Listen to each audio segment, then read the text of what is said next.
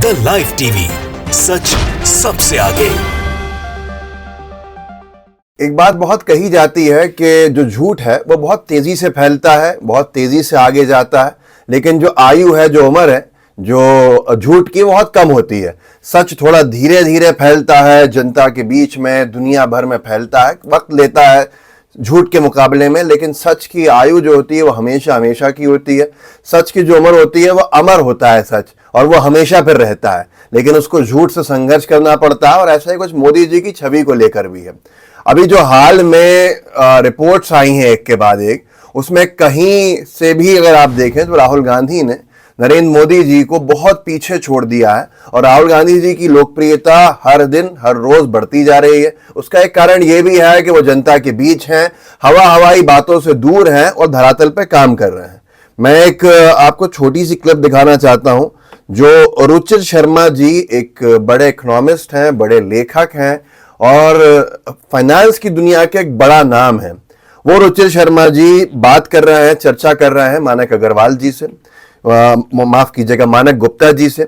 मानक गुप्ता जी जो चाय पे चर्चा करते हैं न्यूज़ 24 के प्लेटफॉर्म पे, उसका ये अंशभाग है जिसमें ये बात हुई है कि अब दौर बदल गया है। पहले 10 साल तक नरेंद्र मोदी जी के नाम पे बहुत सी सीट जीत दी जाती थी, पर अब परिस्थितियां ऐसी नहीं है, परिवर्तन है। उस पर वो रुचिर शर्मा जी से पूछते हैं कि अगर मोदी जी की छवि गिरी है नीचे, या लोकप्रियता में गिरावट आई है, तो क्या राहुल गांधी जी की छवि और लोकप्रियता मजबूत हुई है? तो उसके पर वो अपनी हामी भरते हैं रुचिर शर्मा जी। मैं आपको एक छोटा सा अंशभाग दिखाता हूं इस चर्चा का, क्योंकि न्यूज़ 24 का कंटेंट है, मैं पूरा लगा नहीं सकता हूं, आप सोशल मीडिया पर जाके वहां देख लीजिए। लेकिन इसके बाद कुछ ऐसी चीजें भी जोड़ूंगा जिसमें आपको समझ में आएगा कि राहुल गांधी जी बहुत तेजी से ऊपर जा रहे हैं और लोकप्रियता में, और नरेंद्र मोदी जी का जो भी छवि गढ़ी गई थी, झूठ पर गढ़ी गई थी, तो वो कैसे बेनकाब हो रही है। पहले ये देखिए। मोदी अगर कमजोर हुआ है तो क्या ब्रांड राहुल मजबूत हुआ है? हाँ, ऐसा तो लगता है। इसके ऊपर जो न्यूज़ 24 पे ट्वीट लिखा है, वो लिखा है कि पहले ये था कि मोदी के सहारे बीजेपी कोई भी सीट जीत सकती है, अब ऐसा नहीं है। देखिए रुचिर शर्मा का चाय वाला इंटरव्यू मानक गुप्ता के साथ। अगर रुचिर शर्मा जी कह रहे हैं और इस बात को मान रहे हैं कि राहुल गांधी जी की छवि मजबूत हुई है, कि लोकप्रियता बढ़ी है, तो ये एक बहुत बड़ा संकेत है भविष्य के परिवर्तन का।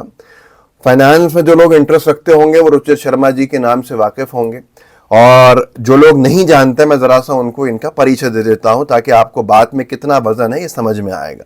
रुचिर शर्मा जी दुनिया के बड़े लेखकों में से एक हैं। बहुत सारी उन्होंने किताबें लिखी हैं जो डेमोक्रेसी, लोकतंत्र और देशों के ऊपर आधारित हैं, कि कैसे देश गिरते हैं, कैसे लोग जो लोकतंत्र है वो टूटता है। इस तरह की उनकी अंग्रेजी में किताबें हैं। और रॉकफेलर जो संस्था है, रॉकफेलर कैपिटल मैनेजमेंट के, ये एक बड़े पद के ऊपर है, चेयरमैन है रॉकफेलर इंटरनेशनल। रॉकफेलर जो कैपिटल मैनेजमेंट है उसमें, रॉकफेलर के बारे में जो लोग जानते होंगे उनको पता होगा। रॉकफेलर के बारे में थोड़ी सी रिसर्च कीजिएगा। ये फाइनेंस की दुनिया के सबसे पुराने फैमिलीज में से एक है, और अगर ये इस पद पे हैं और ये राहुल गांधी जी को कुछ कह रहे हैं, उनको आगे देख रहे हैं, तो फिर आप सोच लीजिए बहुत गहराई है इनकी बातों में। रॉकफेलर, इन सब के बारे में मैं इससे आगे यहाँ नहीं बोलना चाहता। समझदार को इशारा काफ़ी है। ये दुनिया का बड़ा नाम है, जिस नाम से बहुत सारी चीज़ें होती हैं। अब आगे चलते हैं राहुल गांधी जी को लेकर जो बातें कही गई। अब आज की तारीख में यह है कि राहुल गांधी जी जो जनता से जुड़े मुद्दे हैं वो रात दिन उठाते हुए दिखते हैं, और ये हाल है कि मीडिया भी उसको दबा नहीं पाता है। राहुल गांधी जी का हर एक मूवमेंट मीडिया में दिखता है और जनता में और उनकी लोकप्रियता बढ़ाता है। मिसाल के तौर पे न्यूज़ 24 ने उनके एक ट्वीट तक पे खबर करी है कि लेटरल एंट्री द्वारा उन्हें शीर्ष पदों से और दूर किया जा रहा है। राहुल गांधी ने एक्सपर्ट ट्वीट कर लिखा। अब ये बड़ा मुद्दा है जो उन्होंने उठाया है, ऐसे कई मुद्दे वो हर रोज उठाते हैं। ट्वीट है, राहुल गांधी टॉप ब्यूरोक्रेसी समेत देश के सभी शीर्ष पदों पर वंचित का प्रतिनिधि नहीं है। उसे सुधारने के बजाय लेटरल एंट्री द्वारा उन्हें शीर्ष पदों से और दूर किया जा रहा है। यूपीएससी की तैयारी कर रहे प्रतिभाशाली युवाओं के हक पर डाका और वंचितों के आरक्षण समेत सामाजिक न्याय की परिकल्पना पर चोट है। आप सोचिए, ये ऐसा मुद्दा है जो SC, ST, OBC तमाम उन वर्गों से जुड़ा है जो आरक्षित वर्ग से आते हैं, जो बहुत मेहनत कर रहे होते हैं, लेकिन लेटरल एंट्रीज की वजह से उनका कहीं ना कहीं अधिकार मारा जाता है। अब तक ये मुद्दे सामने नहीं थे, पर नेता प्रतिपक्ष के रूप में जो राहुल गांधी जी के बयान है जो मुद्दे उठाने का तरीका है वो साफ तौर के ऊपर जनता के बीच जाके फिट हो रहा है।